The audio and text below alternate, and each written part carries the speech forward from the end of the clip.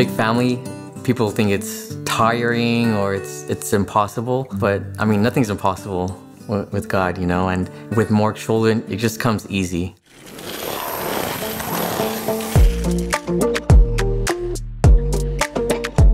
It's been fun. It's an adventure. It's never a dull moment, ever.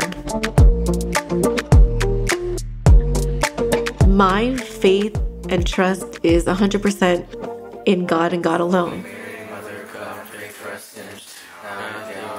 We want to make sure that our kids, our children are definitely there on the right side of society, of the fight. Of the fight, exactly.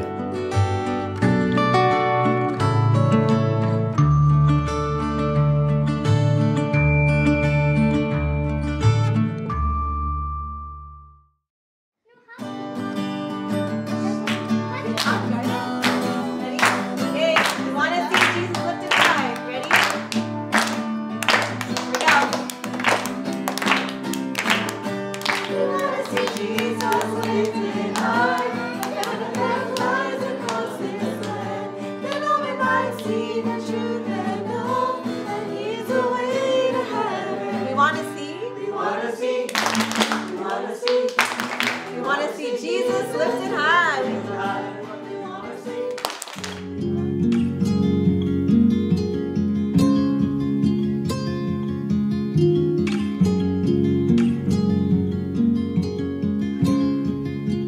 My name is Leia Arciaga. Leia Bravo is my maiden name.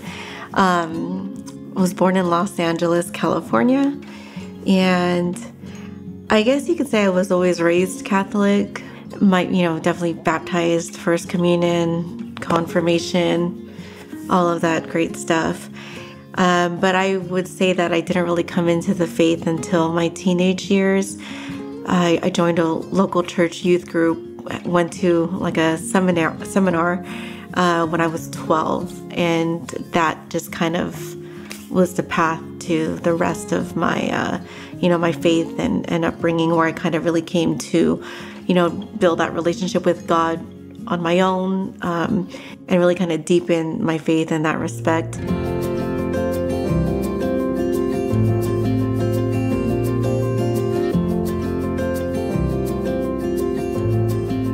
So we actually met in youth group.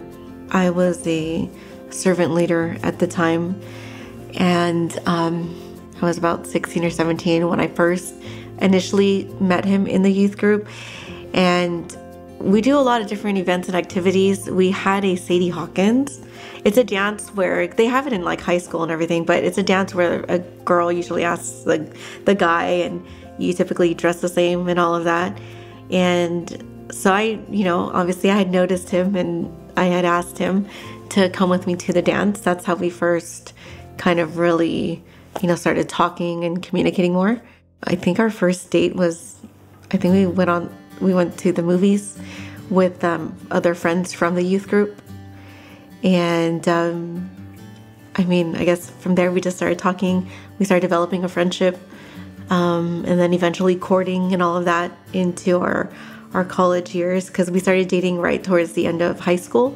And then all throughout our college years and everything, I've been with him since 2001. So I've been with him more than half my life.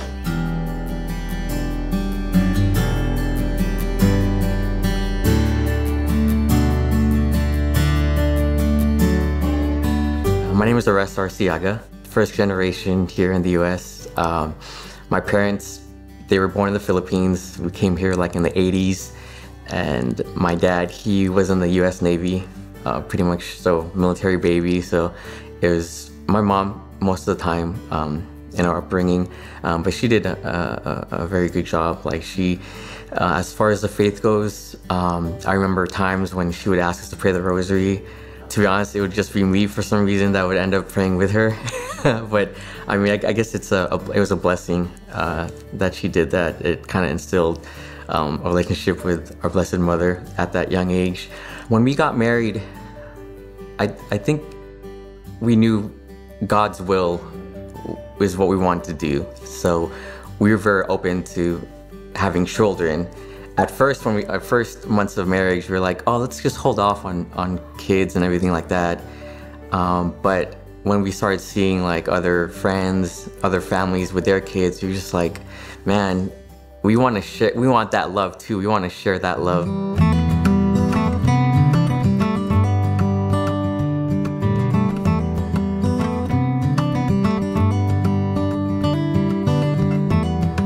When we had our first child, that's Augustine, and we were excited. At first, when we got married, I was like, you know what, maybe we don't need to rush into having children, you know, and then when I realized that obviously we were still open to life, we weren't doing anything to hinder it or to stop it, right? And we said if we got pregnant, we would get pregnant, God's will. But then I realized, hey, I am not getting pregnant. I thought I would get pregnant, you know, pretty easily. But I didn't. I said, okay, maybe something wrong, because I used to have health issues growing up. And then I was like, okay, Lord, I'm sorry. I'm sorry that I said, hey, let's wait to have children. Obviously, maybe that's not your will for me. And lo and behold, eventually we got pregnant about 5-6 months into being married. It was a blessing. Like, my wife, we wanted to do everything all natural. So she didn't have any type of epidurals or anything like that. So she felt that pain. And when our baby was born, I was just like, women are amazing. Like, they are truly like superheroes, because it was just, you know, to life to be born. And in that way, it was just, you know, it was amazing. And I literally cried like tears of joy. I didn't think I was be so dramatic with my first baby, but it was such a beautiful thing. And when we had him, it just changed our lives.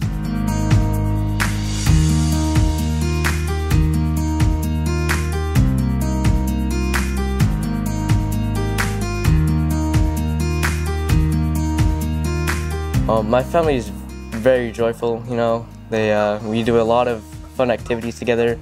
We go out, you know, and hike, play board games with each other, you know, and attending Mass is very, very fun. My parents, they've taught me a lot about God and a lot about how He sacrificed Himself for us and how much He loves us. And my parents, they've taught us lots and lots of prayers, and they've showed us to like love God and show our faith in Him.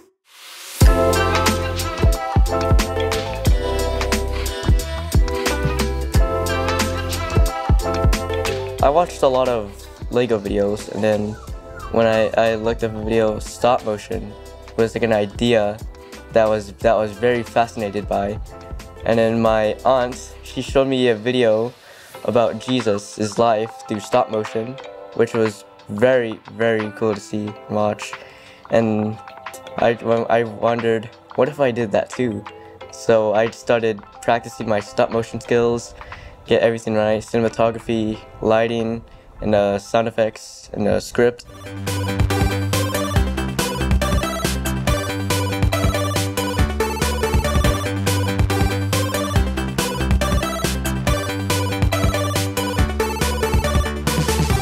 I homeschool all 5 of my kids. I started homeschooling since Augustine started preschool or kindergarten. I knew I wanted to homeschool just because, again, you know, I have that background in education.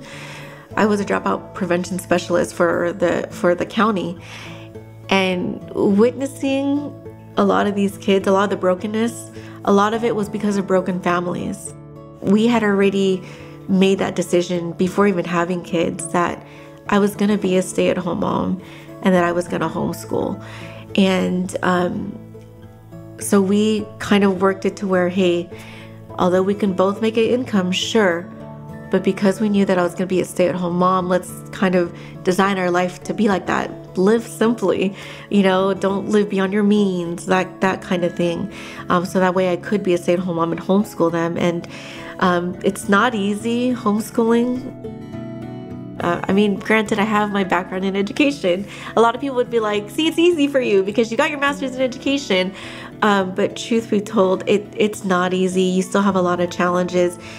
you'll find that some curriculums are better than others, and you've got to find what works for your child. Even with just the scheduling, a lot of people misconstrue the idea of homeschooling with public school, like, oh, but they're not doing school for 6-7 hours a day. No, they're not. I mean, you're homeschooling for maybe 2 or 3 hours. But honestly, it's been a blessing because it's allowed me to get my kids involved in so many other activities, you know, whether that's in church or whether that's a recreation that they love, you know, soccer, gymnastics, horse riding, that, you know, those kinds of things. I don't think I'd be able to do that if they weren't homeschooled.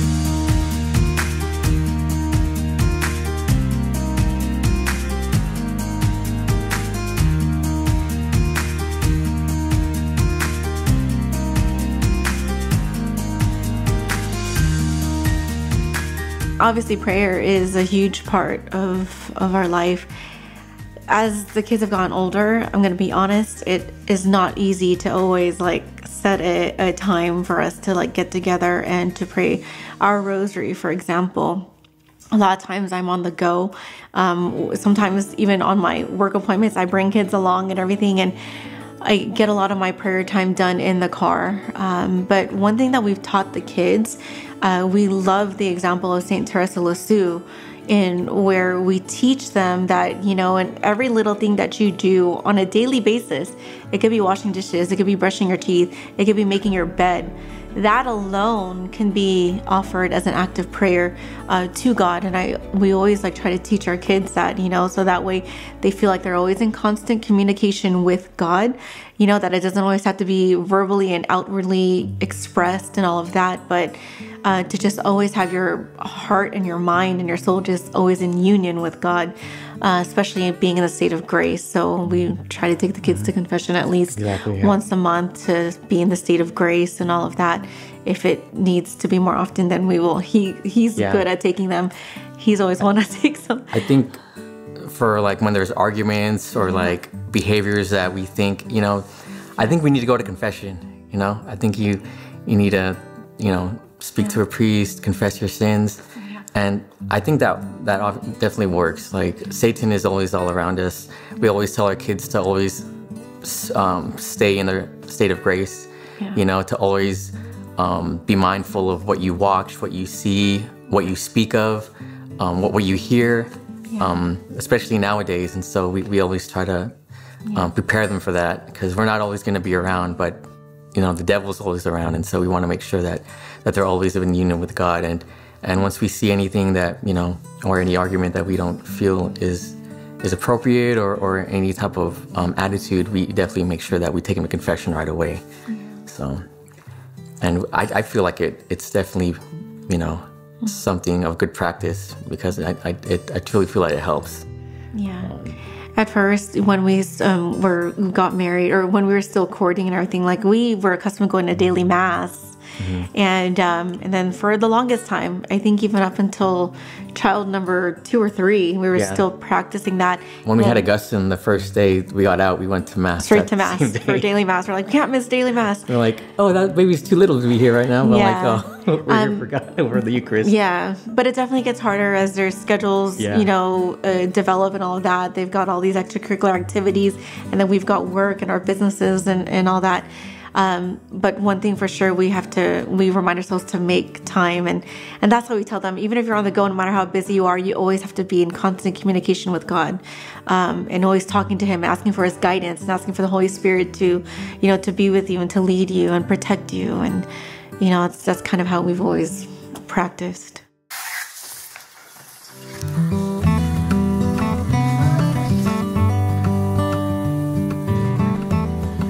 Whenever other family comes over, like our aunties and uncles and our cousins, we always play a really competitive match of Mario Kart. Everyone is yelling and screaming and cheering that it's really loud, that my grandpa's or Lolo's ears always hurt, and they tell everyone to calm down. Every month we do praise and worship, which is really fun and exciting. We always do it either at our cousin's house or at our house, and it's just really fun.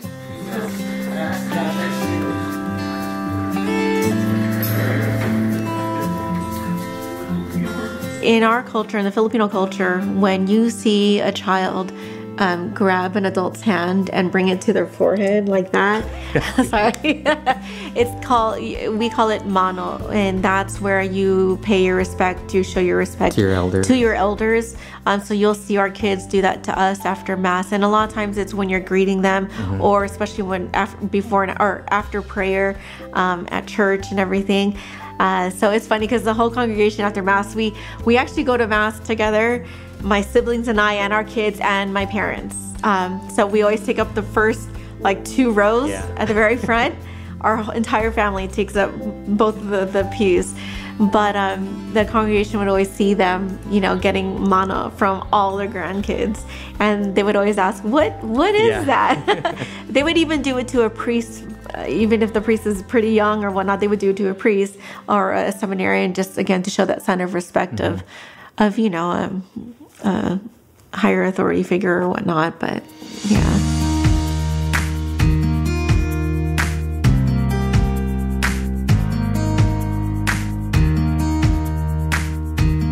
So, you know, we're very blessed and fortunate that we are so close with our family, with our siblings especially. And I mean close in every respect of the word, as far as like, you know, morals, values, even, you know, proximity, politics and proximity. I mean, it's kind of where one goes, we all go kind of thing. So we're all here, but we're very close, and we, you know, our kids grow up together and they meet each other in the cul-de-sac every day. Like, that's just how close we are. And so it's pretty often that we see each other, and it could be so random, like, hey, what are you doing tonight? You know, we're just texting each other. And then all of a sudden it's a potluck. We're meeting at my brother's house and we're like, who wants to have a Mario Kart party? And, you know, we do that kind of stuff, or like a dance. What's the other game called?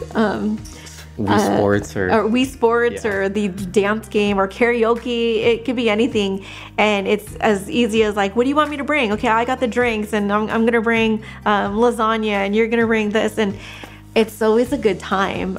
But because we have that foundation of like the faith, the morals, the values, and all that, even political views, all of that, you know, we just feel very blessed to have that within our family. And a lot of times when we are together, we just happen to get into like a praise and worship session. Because we all grew up loving, you know, the praise and worship music, you know, that we would always sing like in youth group, for example. We're all inclined or in tune with playing like some kind of instrument. Guitar, piano, drums, bass guitar, that kind of thing. So when we get together, sometimes we just love to jam. Somebody's like playing the acoustic, and then we're all just singing together. Shout to the Lord on the earth, let us sing. Big family, people think it's tiring or it's impossible, but I mean, nothing's impossible with God, you know. And I think with more children, it just comes easy. And it's never tiresome at all. Like, God always provides. I want to say that a lot of the times our society is like, oh, you know, focus on your career, or they'll even say things like it's too expensive to have a big family. But again, God will always provide if you just trust enough in His will, be open to life. He will help you find a way. And then I would also say that if you kind of look, I think a lot of us can agree that if you look at just like the moral state of the world, of the society around us today, you can see that it's really suffering. There's a lot of conflict, you know, a lot of division and everything like that. Where what was once Pope John Paul II, this is one thing that we grew up learning and evangelizing and teaching and preaching, is that like the eclipse of sin, right? Where now as a society, what was once wrong is now right, and what was right is now considered wrong.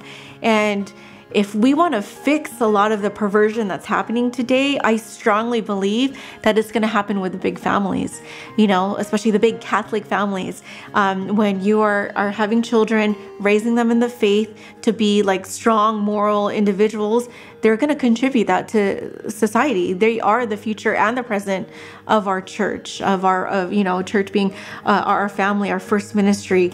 So it's crucial. I feel like our world needs it right now. It's suffering, and I feel like these big Catholic families and all Catholic families, right, it's can like, heal that. You know, there's always that one saint that fights against all this other adversity.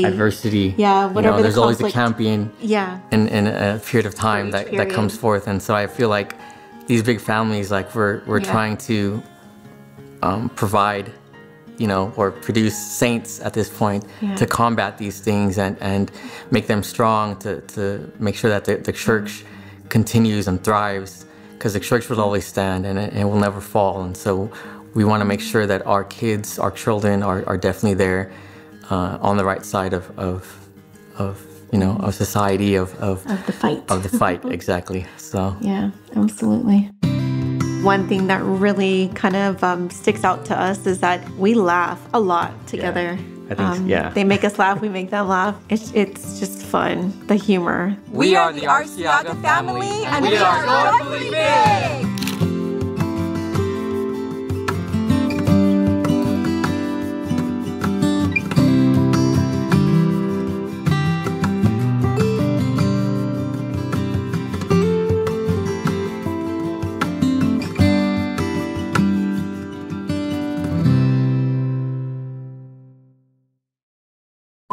10 years of sharing the peace of Christ.